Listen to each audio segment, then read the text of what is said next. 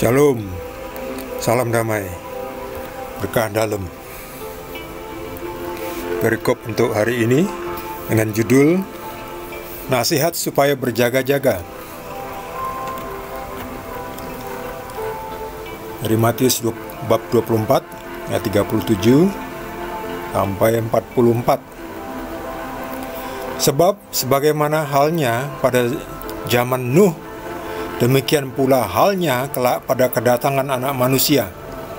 Sebab sebagaimana mereka pada zaman sebelum air bah itu makan dan minum, kawin dan mengawinkan, sampai kepada hari Nuh masuk ke dalam bahtera, dan mereka tidak tahu akan sesuatu sebelum air bah itu datang dan melenyapkan mereka semua.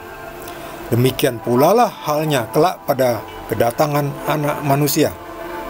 Pada waktu itu, kalau ada dua orang di ladang, yang seorang akan dibawa dan yang lain akan ditinggalkan. Kalau ada dua orang perempuan sedang memutar batu kilangan, yang seorang akan dibawa dan yang lain akan ditinggalkan.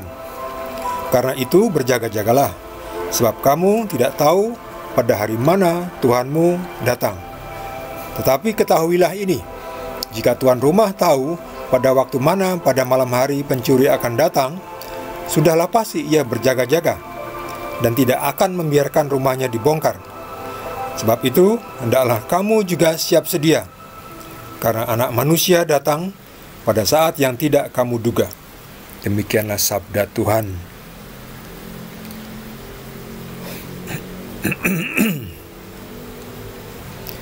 Kenapa harus salah satu saja ya yang dibawa ya? Kalau ada dua orang di ladang, seorang akan dibawa dan yang lain akan ditinggalkan. Kenapa harus salah satu? Kenapa tidak dua-duanya? Mungkin salah satunya itu tidak bersih atau tidak layak bagi kerajaan surga, maka tidak dibawa. Jadi kalau dua-duanya itu kalau dua-duanya itu layak, tentulah dua-duanya pun dibawa masuk ke dalam kerajaan surga. Ya, jadi tidak mesti hanya salah satu.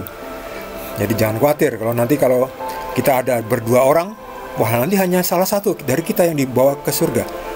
Bukan seperti itu ya. Artinya itu kalau dua-duanya bersih ya dua-duanya dibawa ke kerajaan surga. Kalau dua-duanya layak, dua-duanya akan dipilih untuk masuk ke dalam kerajaan Bapa. Tetapi masalahnya adalah kapan kita mati, kapan kita dipanggil, seringkali itu seperti kejadian pencuri masuk ke dalam rumah, di mana kita jarang atau sulit sekali mengetahui. Ya. Kadang kita lagi tidur, tiba-tiba hilang besoknya barang kita hilang, kita tidak tahu.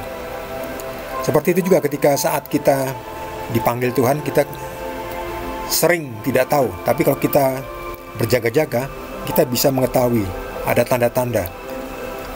Ya, misalnya tiba-tiba kita merasalah bahwa ini ada saatnya kita untuk menghadap kepada Tuhan. Itu karena apa? Karena kita selalu hidup bersama Tuhan. Jadi Tuhan memberikan tanda-tanda. Misalnya kan seorang tuan rumah datang kan kita bisa mengerti, mendengarkan suaranya kan. Misalnya pakai mobil datang, mobilnya sudah masuk rumah kan, masuk halaman rumah. Wah, itu sudah datang tuan rumah. Ayo kita siap-siap untuk membukakan pintu.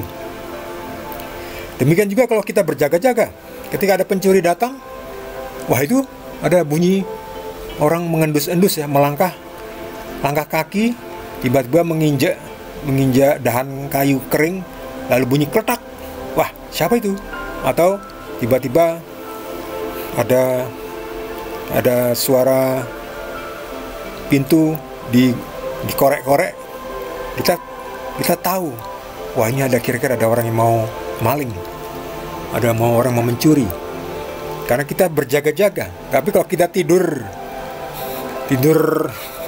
melempus, tidak tahu apa-apa, tidak bisa mendengarkan apa-apa, tidak berjaga-jaga, ya pasti kecolongan ya. Jadi kita di sini juga harus berjaga-jaga dalam arti kita selalu berhubungan erat dengan Tuhan Yesus, supaya ketika Tuhan Yesus akan memanggil kita tuh udah merasa. Dengan itu kita bisa makin menyiapkan diri. Mungkin menyiapkan diri karena di saat-saat terakhir itu bisa jadi setan berusaha mencuri jiwa kita. Jadi jangan sampai jiwa kita dicuri oleh setan di saat-saat terakhir hidup kita. Untuk itu kita harus selalu berjaga-jaga, dengan artinya adalah berhubungan erat dengan Tuhan, selalu berkomunikasi dengan Tuhan secara rutin, mendekatkan diri kepada Tuhan supaya jiwa kita dipenuhi oleh Roh-Nya.